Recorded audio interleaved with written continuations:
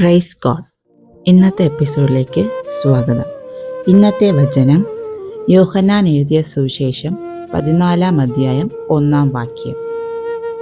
നിങ്ങളുടെ ഹൃദയം കലങ്ങിപ്പോകരുത്, ദൈവത്തിൽ വിശ്വസിപ്പിൻ, എന്നിലും വിശ്വസിപ്പിൻ. നമ്മുടെ കർത്താവായ യേശു ക്രിസ്തു നമ്മോട് പറയുന്നതാണ്, നിങ്ങളുടെ ഹൃദയം കലങ്ങിപ്പോകരുത്, ദൈവത്തിൽ വിശ്വസിപ്പിൻ, എന്നിലും വിശ്വസിപ്പിൻ. നമ്മുടെ ദൈവം ഒരിക്കലും നമ്മെ വിഷമിപ്പിക്കില്ല. ദൈവം ഓരോ അവസ്ഥയിലും നമ്മെ താങ്ങിക്കൊള്ളും. കഷ്ടങ്ങളിലും ദുഃഖങ്ങളിലും പ്രയാസങ്ങളിലും ദൈവം നമ്മെ താങ്ങിക്കൊള്ളും. നിങ്ങളുടെ ഹൃദയം കലങ്ങിപ്പോകാതിരിക്കാൻ നാം എന്താണ് ചെയ്യേണ്ടതെന്നറിയാമോ? ഈ വേദഭാഗത്ത് തന്നെ നമുക്ക് കാണാൻ കഴിയും. ദൈവത്തിൽ വിശ്വസിപ്പിൻ.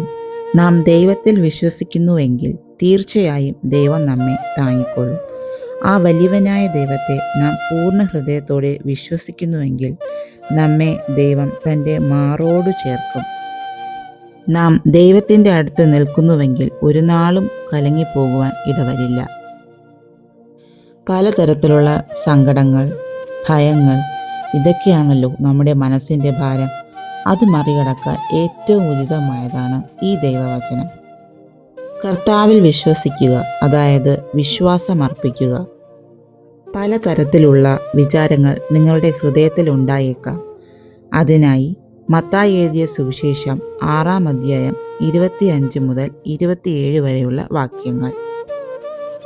അതുകൊണ്ട് ഞാൻ നിങ്ങളോട് പറയുന്നത്, എന്ത് തിന്നും എന്ത് കുടിക്കും എന്ന് നിങ്ങളുടെ ജീവനായിക്കൊണ്ടും എന്ത് ഉടുക്കും എന്നും ശരീരത്തിനായിക്കൊണ്ടും വിചാരപ്പെടരുത്. ആഹാരത്തേക്കാൾ ജീവനും ഉടുപ്പിനേക്കാൾ ശരീരവും വലിയതല്ലയോ? ആകാശത്തിലെ പറവകളെ നോക്കുവിൻ. അവ വിതയ്ക്കുന്നില്ല, കൊയ്യുന്നില്ല, കളപ്പുരയിൽ കൂട്ടിവെക്കുന്നതുമില്ല. എങ്കിലും സ്വർഗസ്ഥനായ നിങ്ങളുടെ പിതാവ് അവയെ പുലർത്തുന്നു.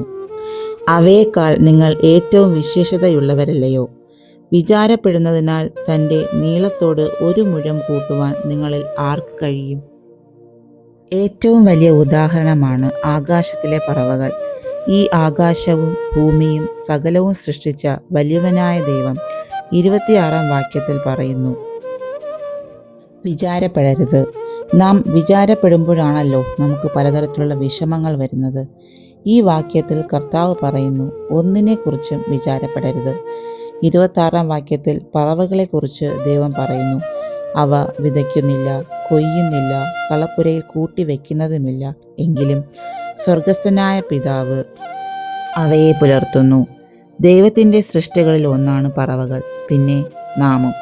ഈ പറവകളെ പുലർത്തുന്ന ദൈവം നമ്മെ ഓർക്കാതിരിക്കുമോ? ദൈവത്തിൽ നാം പൂർണ്ണമായും വിശ്വസിച്ചാൽ തീർച്ചയായും നമുക്ക് സന്തോഷങ്ങളുണ്ടാകും. നാം വിചാരിക്കുന്നതിലും അപ്പുറമായ നന്മകൾ നമുക്കുണ്ടാകും. അപ്പോസ്തലനായ പൗലോസ് ഫിലിപ്പിയർക്ക് എഴുതിയ 4-ാം അധ്യായം 6-ാം വാക്യം. ഒന്നിനെക്കുറിച്ചും വിചാരപ്പെടരുത്, എല്ലാറ്റിലും പ്രാർത്ഥനയാലും അപേക്ഷയാലും നിങ്ങളുടെ ആവശ്യങ്ങൾ സ്തോത്രത്തോടു കൂടെ ദൈവത്തോട് അറിയിക്കാത്രേ വേണ്ടത്. ഇവിടെ ഒന്നിനെക്കുറിച്ചും വിചാരപ്പെടരുത് എന്നാണ് പറഞ്ഞിരിക്കുന്നത്. നമ്മുടെ ഹൃദയം കലങ്ങാതിരിക്കാൻ നാം ഒന്നിനെക്കുറിച്ചും വിചാരപ്പെടരുത്. പകരം നാം ചെയ്യേണ്ടത് എന്തെന്നാൽ എല്ലാം പ്രാർത്ഥനയാലും അപേക്ഷയാലും നമ്മുടെ ആവശ്യങ്ങൾ സ്തോത്രത്തോടെ ദൈവത്തോട് അറിയിക്കുക. പ്രിയ സുഹൃത്തെ, ആ ദൈവത്തെ വിശ്വസിക്കുക.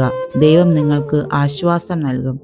നിങ്ങളുടെ ആവശ്യങ്ങൾ അവനിൽ സമർപ്പിക്കുക. അവൻ നിങ്ങളെ താങ്ങിക്കൊള്ളും.